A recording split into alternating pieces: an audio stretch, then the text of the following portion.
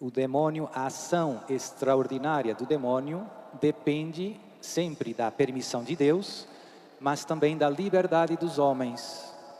Os homens, pelos pecados de idolatria, de adivinhação, de magia, dão abertura, estão convidando os demônios a interferirem na vida dos homens.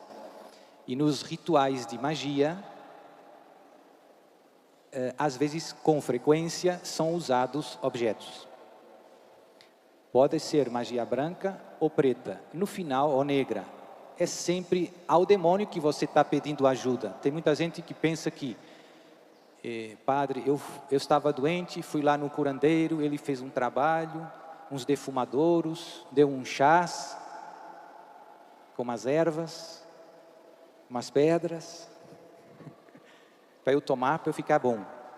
Fez lá umas orações estranhas. Então, cuidado. Mas não foi para fazer mal a ninguém.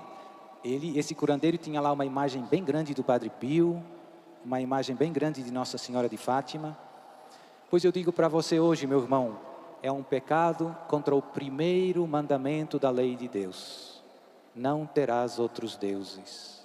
Você está pondo a sua confiança não no Deus Criador do céu e da terra, não na igreja que Ele fundou, não nos sacramentos que Jesus nosso Senhor nos deixou, mas no chazinho que a curandeira deu. Então, é uma forma de adultério espiritual. Você está dizendo implicitamente, Senhor, os seus sacramentos, essa conversa de graça de Deus, não me resolvem os problemas. Quem me ajuda mesmo é esse Pai de Santo. Então, isso é um adultério espiritual. Era um pecado muito típico no Antigo Testamento, muito frequente. E por isso os profetas e todo o Antigo Testamento é toda uma longa pregação contra a tentação da idolatria, da adivinhação e da magia. E por que esses pecados nos seduzem? Porque muitas vezes o demônio faz coisas prodigiosas, que não são tecnicamente verdadeiros milagres, mas que nos impressionam, e então o povo continua a ir atrás, Por exemplo, na adivinhação, você vai, o médium incorpora e diz um montão de coisas verdadeiras. E às vezes, se você é de igreja, ele até vai dizer coisas piedosas para enrolar você, para afastar você da palavra de Deus.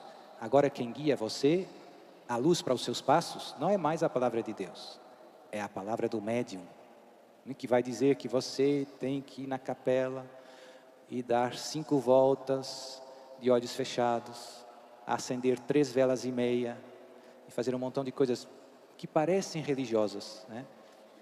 Para o seu pai finalmente estar em paz, não sei aonde. Então isso infelizmente entra muito fácil, e o remédio para tudo isso é estarmos centrados no único Deus vivo e verdadeiro, o Criador do céu e da terra. E não darmos ouvidos para outras palavras e não deixarmos seduzir por outras propostas espirituais.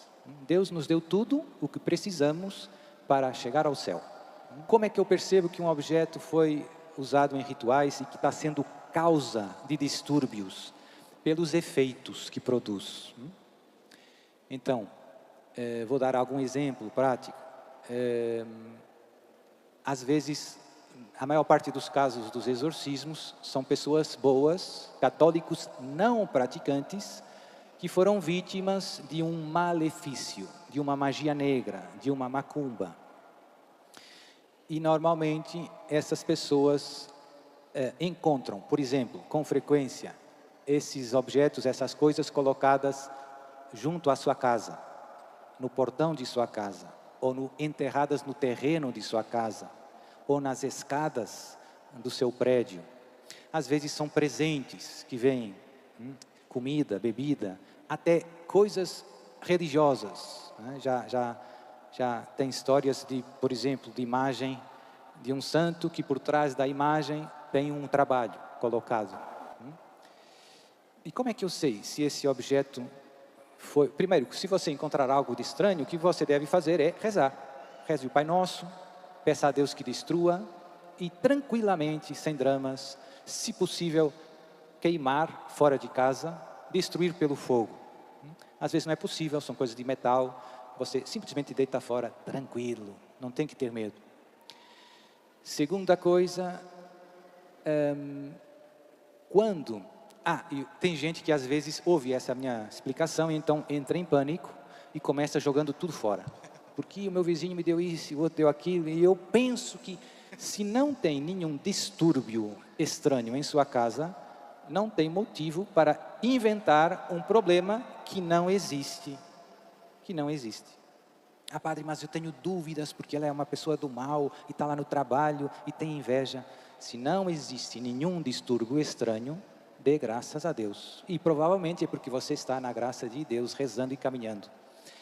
Mas se você tem, digamos, motivos sérios para suspeitar que foi feito alguma coisa, você deve pedir ao pároco ou a um sacerdote que benza a sua casa, ou que benza o seu carro, ou que benza alguma coisa que você pensa que é vítima de um malefício. Mas eu insisto bastante aqui, porque as pessoas normalmente já se preocupam sem motivo. Não tem nada e você faz uma espécie de tempestade num copo de água. Não precisa. Você está inventando um problema que não tem. E acaba dando um montão de trabalho para todo mundo sem necessidade. Agora, por vezes começam a surgir distúrbios estranhos. Ou ligados ao local, ou ligados à pessoa. Pronto. Quando o ataque é contra uma pessoa, é só ela que experimenta os distúrbios estranhos. Quando o trabalho é feito contra um local, há várias pessoas que experimentam os distúrbios estranhos. E, seja no caso da pessoa, seja no caso do local, acelera bastante o caminho de libertação, perceber o que foi feito, pedido a Jesus depois que destrua, e, como eu expliquei antes, queimar o trabalho, né? E às vezes eu forço o demônio nos exorcismos para dizer o que foi feito, com o que foi feito e onde está, para podermos queimar. E é interessante outra coisa, quando as pessoas queimam o malefício, muitas vezes sucedem coisas também estranhas. Não pega fogo. Você coloca diesel ou álcool, não pega fogo. Então é estranho. E depois, quando pega, acontecem também coisas estranhas. Cores estranhas no fogo, às vezes até imagens, tem vezes que as pessoas tiram foto e sai umas imagens, uma cara, um vulto, é impressionante. Portanto, e é isso, a gente percebe que foi feito um trabalho, porque são coisas estranhas, verdadeiramente. Então, se na sua casa não acontece, coisas estranhas são mesmo estranhas, né? Vou dar um exemplo ligado ao local. Houve uma vez um casal que comprou umas máscaras de madeira feitas em África, e lá em África também tem muitos rituais. Então, e depois na casa deles começaram acontecendo coisas estranhas. Barulhos estranhos, barulhos típicos são como barulhos no teto da casa, como se alguém estivesse arrastando os móveis, estalos estranhos, às vezes interferências nos sistemas eletrônicos, a luz, os aparelhos não estão funcionando. Então, não é que eu penso que está algo errado, é evidente que está algo errado. Depois chamaram o padre e, com a ajuda de Deus, começaram percebendo que foi depois que compraram essas máscaras que estavam colocadas na sala, que começaram os distúrbios e, por fim, destruíram as máscaras e tudo se resolveu. Então, às vezes, a gente só percebe pelos efeitos estranhos. Os distúrbios extraordinários do demônio sempre produzem efeitos estranhos, que são raros, raros.